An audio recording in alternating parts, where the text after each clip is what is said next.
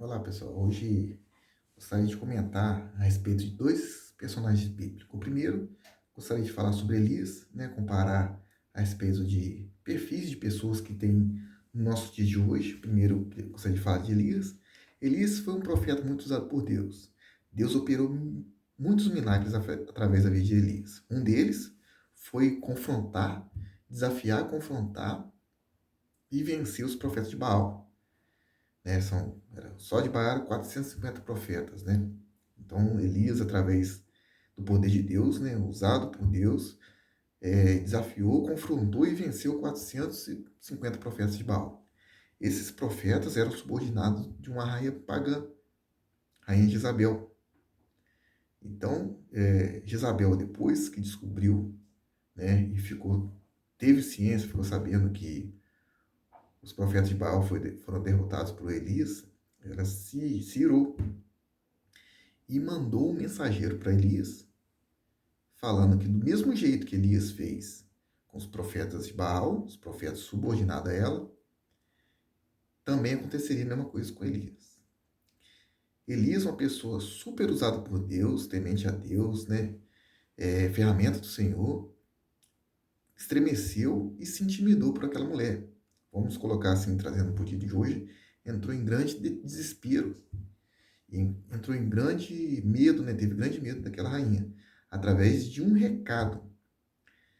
E a rainha Isabel mandou só um recado, né? Nem falou pessoalmente com Elias, mandou um recado para Elias, e através daquele recado de ameaça da rainha Isabel, Elias, uma pessoa extremamente usada por Deus, andava segundo, né, orientação de Deus, fazia todo, operava milagre, era ferramenta usada por Deus para operar muitos milagres, foi intimidado pela rainha Isabel. Então, trazendo para os dias de hoje, temos, hoje em dia ainda, a gente tem que tomar muito cuidado para a gente não ser nenhuma dessas duas pessoas em momentos específicos.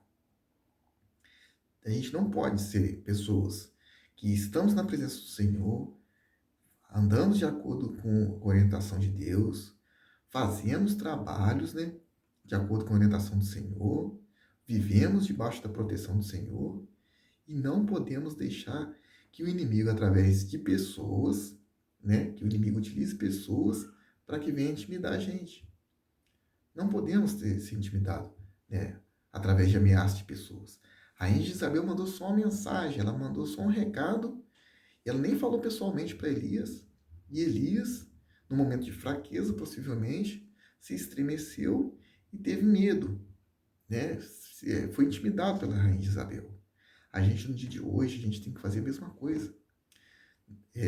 Não a mesma coisa que aconteceu com Elias, mas a gente tem que ter cuidado para que não aconteça a mesma coisa que aconteceu com Elias. A gente tem que sempre se temente a Deus, andar de acordo com os caminhos do Senhor, orientação do Senhor, mas a gente não pode, de maneira alguma, se intimidar por pessoas que potencialmente estão sendo usadas pelo inimigo, que não está na presença do Senhor, para que a gente seja intimidado de não seguir adiante com aquilo que o Senhor colocou no nosso coração. Aquilo que o Senhor colocou no nosso coração, a gente não pode ser intimidado pelo inimigo para que a gente não prossiga. Neemias, quando ele estava reconstruindo os muros de Israel, uma das coisas que o inimigo usou Sanbalat e Tobias foi para intimidar Neemias e também intimidar o povo que estava trabalhando junto com Neemias. Sanbalat e Tobias falou no ouvido do povo: vocês vão reconstruir esse muro aí? Esse muro já caiu uma vez. Vai vir a raposa, vai encostar aí e vai cair de novo. Muitas vezes na nossa vida acontece a mesma coisa. A gente está debaixo da proteção do Senhor, vivendo o propósito de Deus, e muitas vezes o que acontece? Por pensamentos negativos, talvez até nosso mesmo, ou por intimidação externa, a gente dá brecha para que entre intimidações e dúvidas no nosso coração. Será que eu estou fazendo é o certo? Será que aquilo que eu estou fazendo pode me gerar alguma retaliação? Será que alguém pode retalhar contra mim a respeito daquilo que eu estou fazendo? E temos que tomar cuidado. A gente não pode deixar que o projeto de Deus na vida da gente seja morto por pessoas potencialmente usado pelo inimigo, e muito menos pelos pensamentos que a gente debrecha para que venham pensamentos negativos na nossa cabeça. Temos que sempre colocar na nossa mente e nos analisarmos. E analisar também como que está nosso relacionamento com Deus. E a gente tem total capacidade de avaliar, nos julgar, assim como Paulo falou, né? Devemos analisar nós mesmos para que a gente possa continuar nosso trajeto de vida perante a orientação do Senhor. Uma das formas da gente se analisar através do nosso próprio sonho. A psicanálise fala assim que quando a gente sonha com alguma coisa, significa que aquele sonho está proporcionando para a gente alguma atitude ou algum sentimento que a gente está reprimindo. E se a gente sonhar com alguma coisa negativa e a gente tiver prazer com aquele sonho, automaticamente serve como um alerta para a gente que a gente precisa se consertar nessa área. Por exemplo, se a gente sonhar que a gente está fazendo mal para alguma pessoa e a gente sente prazer naquela atitude através daquele sonho, quando a gente acordar, a gente tem que buscar nos consertar, porque naquela área ainda a gente tem potencial de falhar. E quanto mais a gente se aproxima do Senhor, a gente não pode ser intimidado por ninguém, nem por nada. Nosso trajeto de vida tem que ser constante no propósito daquilo que Deus colocou para a gente no nosso coração. Independente daquilo que aconteça à nossa volta, a gente não pode ser intimidado por ninguém e por nada em fazer aquilo que o Senhor colocou na nossa mão.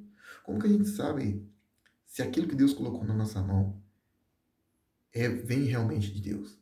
A gente tem que analisar se é justo, se é bom, se é verdadeiro, se vai fazer bem para as outras pessoas, se vai fazer bem para a gente mesmo. Se a gente analisar dessa forma e o contexto ser positivo para a nossa vida, não temos que temer nada.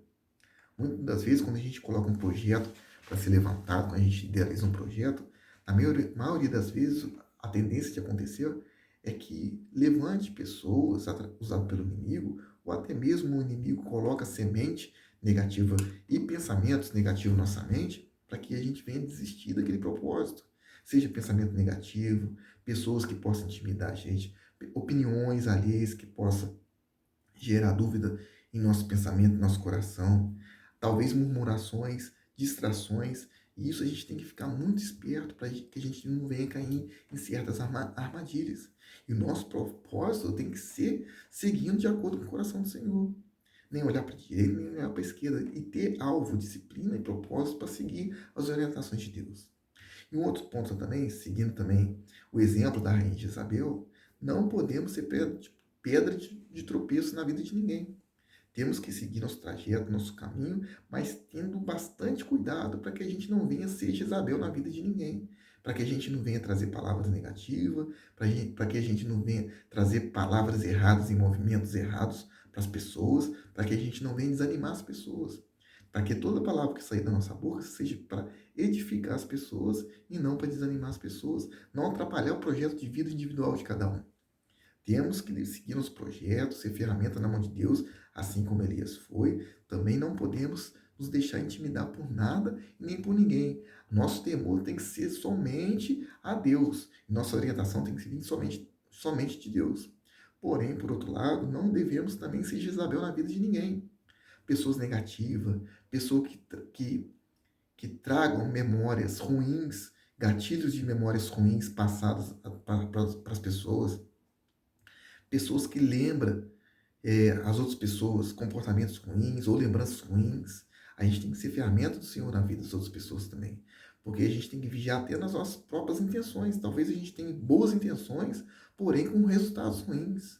Como é que a gente sabe se é boa intenção?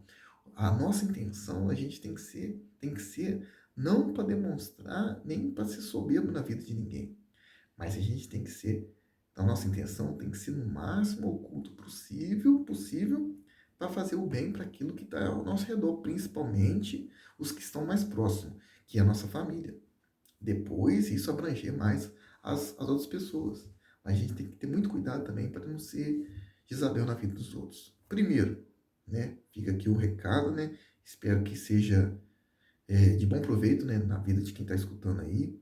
Mas primeira coisa, se Deus colocou alguma coisa no nosso coração para que a gente cumpra, né, que seja o propósito da nossa vida, que seja bênção para a nossa vida, que seja coisa boa para a nossa vida, então a gente não pode perder o foco.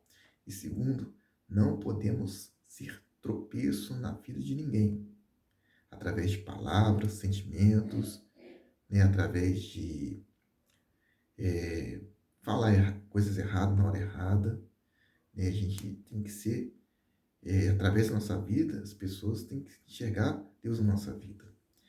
A gente temos falha? Temos muita. Mas, primeiro ponto, não podemos errar nosso alvo. Seguir com o nosso propósito, seguir com o nosso propósito de vida, para a gente edificar nossa família, edificar nosso lar, principalmente nossa família, nosso lar, né? E depois também ser vigilante para que a gente não tenha um comportamento intimidador na vida das outras pessoas, atrapalhar o propósito das outras pessoas.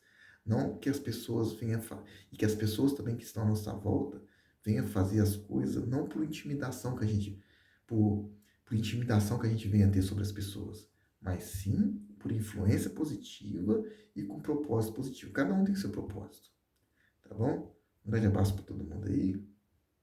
Fique com Deus, tá? E que essas palavras venham ser de bom proveito para cada um aí. Um grande abraço.